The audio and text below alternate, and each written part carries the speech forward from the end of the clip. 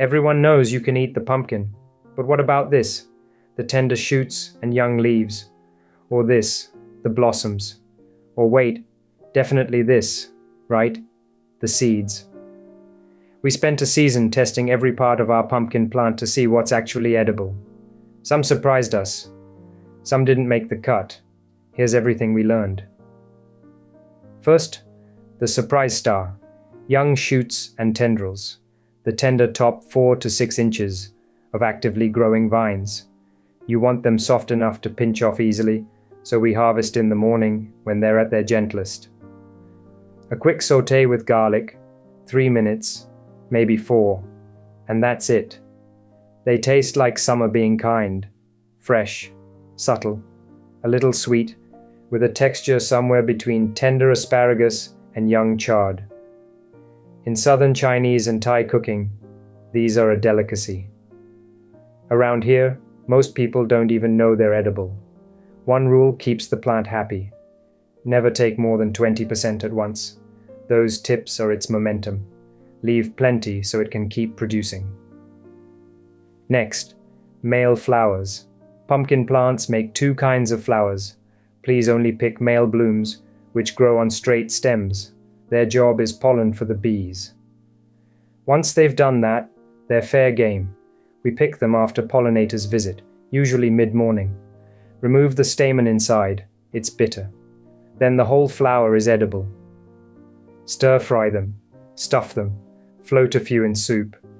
The flavor is mild, lightly sweet, with the delicate texture you might know from zucchini blossoms. Bonus, you're not sacrificing any future pumpkins. Only female flowers make fruit. And of course, the pumpkin itself. From one plant we harvested 9 pumpkins, roughly 5 to 12 pounds each. The flesh is a rich, sweet orange, creamy when cooked, and subtly earthy. We made silky soup with just stock, onion, and almond milk. A fragrant Thai-style curry with coconut milk, fluffy pancakes, simple stir-fries, and trays of roasted chunks with olive oil and salt.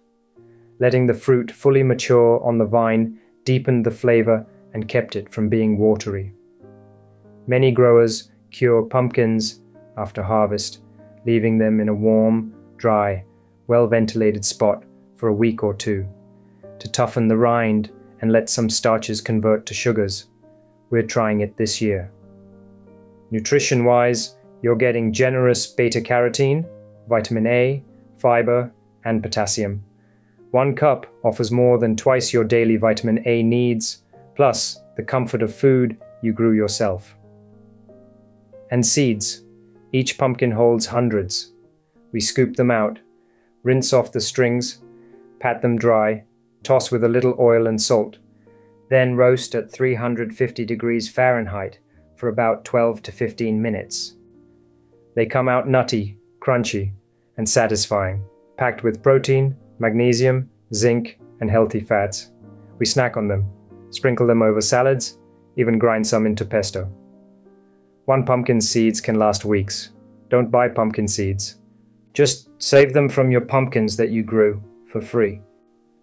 A few harvest rules that kept the vine thriving. For shoots and flowers, morning is best. They're more tender. Only clip the top 4 to 6 inches of active growth, and never more than 20% at a time. When gathering blossoms, take males only. You'll recognize them by the straight stem with no baby pumpkin behind. The plant makes more males than it needs, so you won't hurt production. For the fruit itself, wait until the rind resists a fingernail and the stem has corked and browned. Then cut with a short handle for good storage. Harvested thoughtfully across the season, 1 plant turns into dozens of meals. Nothing wasted. About the leaves, everyone asks.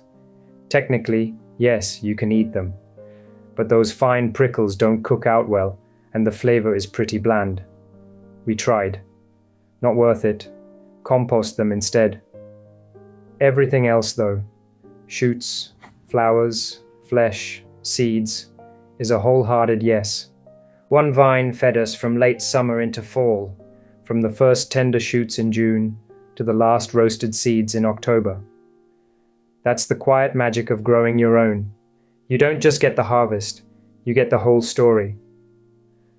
Thanks for watching With the Garden. Now go eat your garden. Until next time, happy gardening.